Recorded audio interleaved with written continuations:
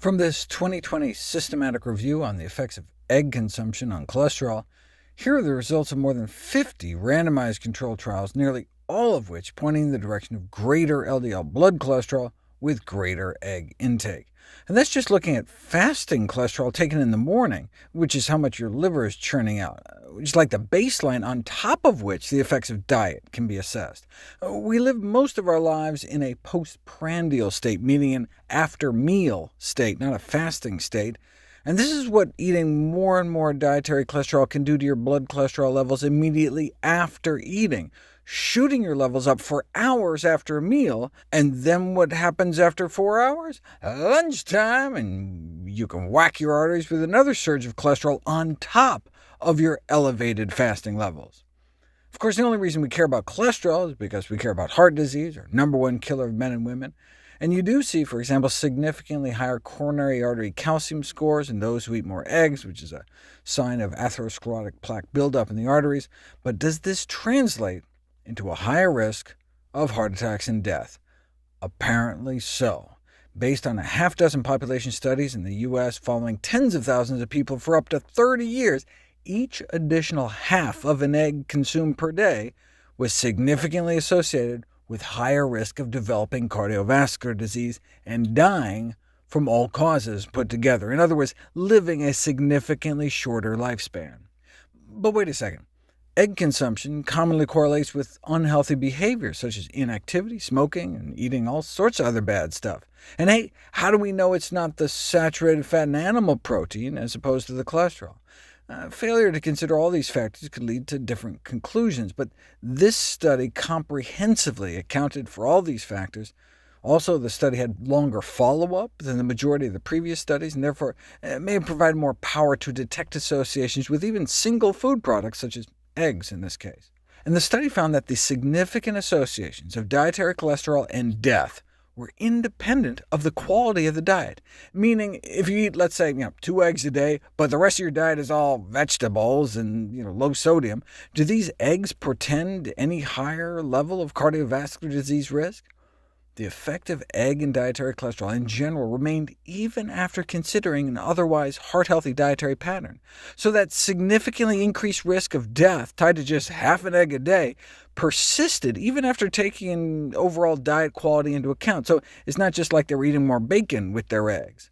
When we adjust for overall diet quality and the consumption of specific types of food like red meat or processed meat like bacon, the association persisted, which suggests that the entire association is not driven by bacon or other foods eaten with eggs. Considering the negative consequences of egg consumption and dietary cholesterol, even in the setting of heart-healthy dietary patterns, the importance of following evidence-based dietary recommendations, such as limiting intake of cholesterol-rich foods, should not be dismissed.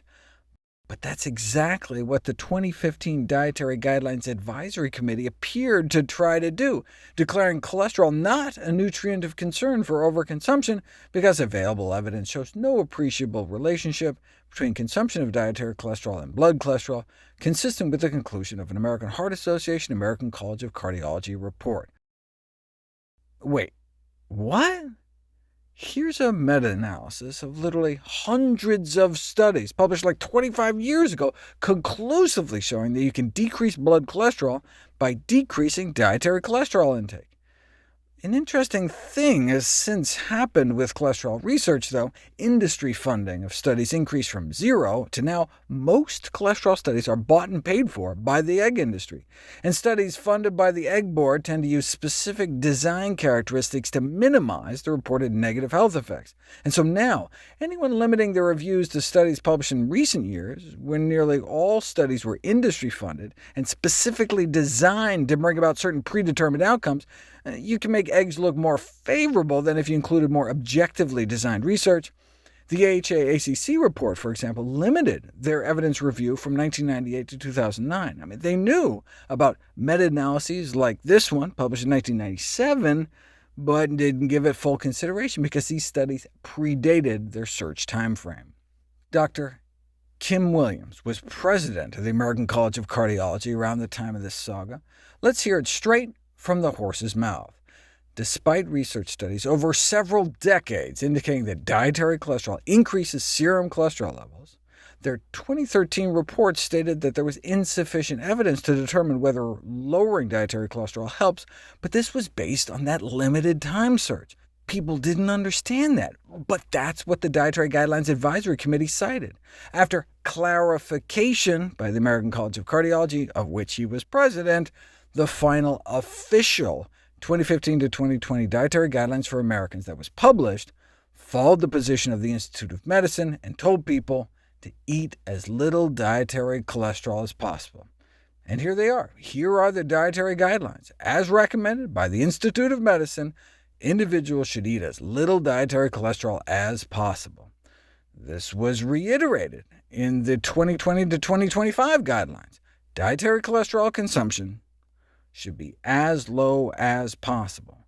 The National Academy's Institute of Medicine is who determines the recommended daily allowances, and they're very explicit that based on all the evidence, not just a sliver in time, when it comes to dietary cholesterol, which is found in all meat, dairy, and eggs, intake should be as low as possible, because any intake level above 0 increases LDL cholesterol concentration in the blood and therefore carries increased risk of coronary heart disease, our #1 killer. After conviction for false advertising suggesting eggs were healthy, which I detailed in one of my videos, the egg industry has spent hundreds of millions of dollars trying to convince the public, physicians, and policymakers that dietary cholesterol and egg yolks are harmless. But in reality, regular consumption of egg yolks should be avoided by people at risk for cardiovascular disease, which essentially means all North Americans who expect to live past middle age.